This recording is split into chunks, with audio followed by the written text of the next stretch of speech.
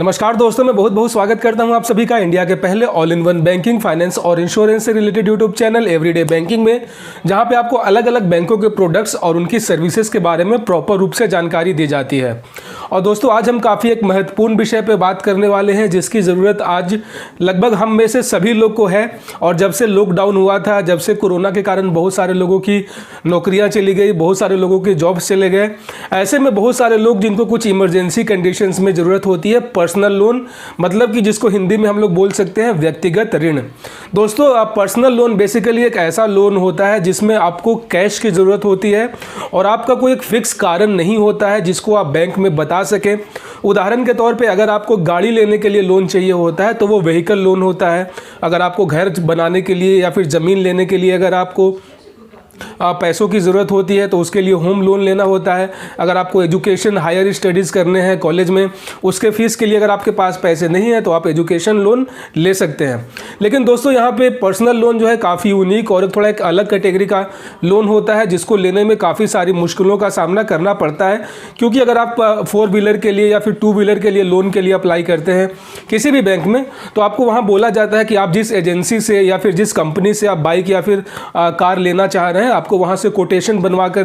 Bank में दिखाना होता है कि जितने का आपका गाड़ी है, कितना ईएमआई कटेगा, कितना आपको डाउन पेमेंट करने हैं। तो कुल मिला जुला के वहाँ पे आपके पास एक मोटा मोटी एस्टिमेटेड आइडिया होता है और आपको जो एजेंसी के थ्रू जो कोटेशन मिलता है उसके आधार पे बैंक जो है काफ़ी जल्दी आपका व्हीकल लोन है वो प्रोसेस कर देती है। सिमिलरली अगर आपको अपना घर बनवाने के लिए लोन चाहिए तो आपको जो है आप वहाँ पे अपना जो नगर निगम का नक्शा आपने पास करवाया है या फिर आप अपने ज़मीन के कागजात वहाँ पे बैंक में दिखाकर उनको ये बात का गारंटी दे सकते हैं कि हाँ, मुझे अपना घर बनवाने की ज़रूरत है, इसलिए मुझे पैसे चाहिए। तो वहाँ पे इजीली आपका जो लोन है वो अप्रूव कर देते हैं क्योंकि उनके पास एक गारंटी होती है। लेकिन दोस्तों, जब बात आती है पर्सनल लोन का, जब व्यक्तिगत लोन के लिए आप बैंक में अप्लाई करना चाहते हैं तो वहाँ पे आपके पास एक एक्चुअल कोई कारण नहीं होता है। एक्चुअल आपके पास तो होता है लेकिन आप उनको जो है सेटिस्फाई नहीं कर पाते हैं। फॉर उदाहरण के लिए कि अगर आपको अगर आपने किसी से पैसे उधार लिए थे, वो अगर आपको प्रेशर दे रहा है कि भाई मेरे पैसे लौटाओ, तो उसको देने के लिए कैश की ज़रूरत होगी। या फिर बहुत सारे हमारे ऐसे छोटे मोटे एक्सपेंसेस होते हैं, हमें कुछ इलेक्ट्रॉनिक सामान खरीदना है, हमें कुछ महंगा मोबाइल खरीदना है। कुल मिला जुला के बहुत सारी ऐसी चीज़ें होती हैं जिनका हम कुछ एस्टिमेटेड आइडिया या फिर कुछ हम डॉक्यूमेंटेशन बैंकों को नहीं दे सकते हैं जिससे बैंक हमारी बात पे बिलीव नहीं करता है। सो दोस्तों, यहाँ पे बेसिकली आज मैं आपको पूरा प्रोसेस बताने वाला हूँ और आपको साथ ही साथ मैं पर्टिकुलर बैंक भी बताऊँगा जहाँ पे जो है आपको पर्सनल लोन काफ़ी आसानी से मिल सकता है। दोस्तों, यहाँ पर मैं आपको बताना चाहूँगा कि इंडिया में जो है 2 तरह के बैंक होते हैं। एक होता है PSU, मतलब कि जो गवर्नमेंट बैंक होते हैं। दूसरा होता है प्राइवेट बैंक, जो कि बिल्कुल प्राइवेट कंपनी के होते हैं, जो कि काफ़ी अच्छा सुविधा देते हैं। सरकारी बैंक तो आप सभी जानते हैं, जैसे SBI हो गया, PNB हो गया, बैंक ऑफ बड़ौदा हो गया, अलग लंबी चौड़ी लिस्ट है। वही अगर प्राइवेट बैंक की बात करें तो यहाँ भी लंबी चौड़ी लिस्ट है, like ICICI bank, HDFC bank, axis bank, Kotak Mahindra bank, ऐसे तमाम ऐसे कॉमर्शियल बैंक हैं जो कि ये चाहते हैं कि इनका बिजनेस ही जो है मॉडल यही होता है कि ये अधिक से अधिक लोगों को लोन दें। इनका फोकस बेसिकली सेविंग्स अकाउंट पे नहीं होता। जैसे कि सरकारी बैंक होते हैं वो अधिक से अधिक फोकस करते हैं कि उनका ग्राहक अधिक से अधिक हो, अधिक से अधिक उनके पास कैश जमा हो। लेकिन जो प्राइवेट फर्म के बैंक होते हैं ये जो है कस्टमर बढ़ाने पे बिलीव नहीं करते हैं। ये जो है मेनली जो है इनका एक तरीके से कह सकते हैं इनका जो मोड ऑफ बिजनेस होता है वो कॉरपोरेट होता है कि उनको अधिक से अधिक बड़ा अमाउंट का ट्रांजैक्शन करना होता है। ऐसे में अगर आपको पर्सनल लोन की ज़रूरत है तो मैं आपको रिकमेंड करूंगा कि हमेशा जो है आपको प्राइवेट बैंकों से लेना चाहिए, क्योंकि यहाँ पे बिल्कुल नाम मात्र के डॉक्यूमेंटेशन होते हैं और यहाँ पे जो आपका लोन का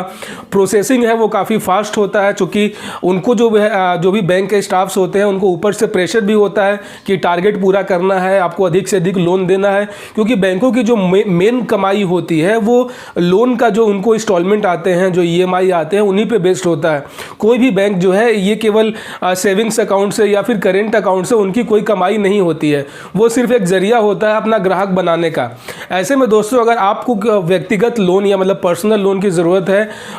4 लाख रुपए तक का अगर आपको लोन चाहिए तो काफ़ी आसानी से आप ले सकते हैं, आप अप्लाई कर सकते हैं। HDFC personal loan,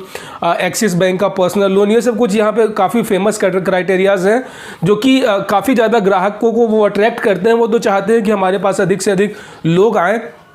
so guys यहाँ पे बेसिकली अब बात आती है डॉक्यूमेंटेशन की कि यहाँ पे आपको कौन सा डॉक्यूमेंट देना होगा, किस तरीके से आपको बैंक के स्टाफ्स को ये जो है एक तरीके से मोरली उन्हें सेटिस्फाई करना होगा कि आप एक फ्रॉड नहीं है, आपको सही में इसकी ज़रूरत है और आप बाद में जो है इनके किस्तें को भरेंगे। तो दोस्तों यहाँ पे जो है आपको जो है कह सकते हैं कि KYC की प्रक्रिया होती है, जिसमें आपका पहचान पत्र, साथ ही साथ आपका एड्रेस प्रूफ, आपके पते का प्रूफ, ऐसी कुछ बेसिक चीज़ें मांगी जाती हैं जो कि हम में से लगभग सभी लोगों के पास होता है, लाइक आधार कार्ड, हमारा voter ID card, driving licence. मतलब कि उन्हें ये सुनिश्चित करना होता है कि आप इस निश्चित पते पे रहते हैं। यहाँ पे ध्यान रखना होगा कि आपको हमेशा अपने उस एरिया के ब्रांच से ही अप्लाई करना चाहिए जहाँ के आप मूल निवासी हैं, जहाँ के आप परमानेंट जो है आप नागरिक हैं। उदाहरण के तौर पे अगर आप बिहार पटना के रहने वाले हैं, अगर आप दिल्ली में रह रहे हैं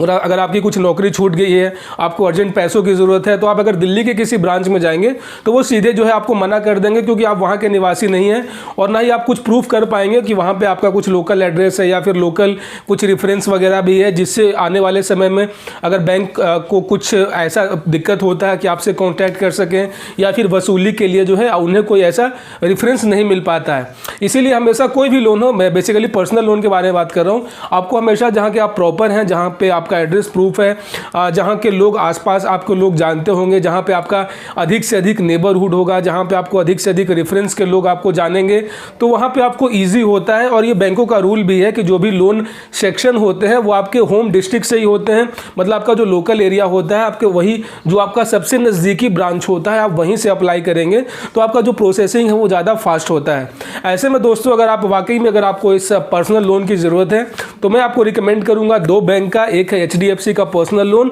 और दूसरा एक्सिस बैंक का पर्सनल लोन, जो कि काफ़ी किफ़ायती दर पे, काफ़ी कम इंटरेस्ट रेट पे और एक आपको अच्छा बेनिफिट देंगे। साथ ही साथ आपको कुछ ग्रेस पीरियड भी दिया जाता है अगर बाई चांस अगर आप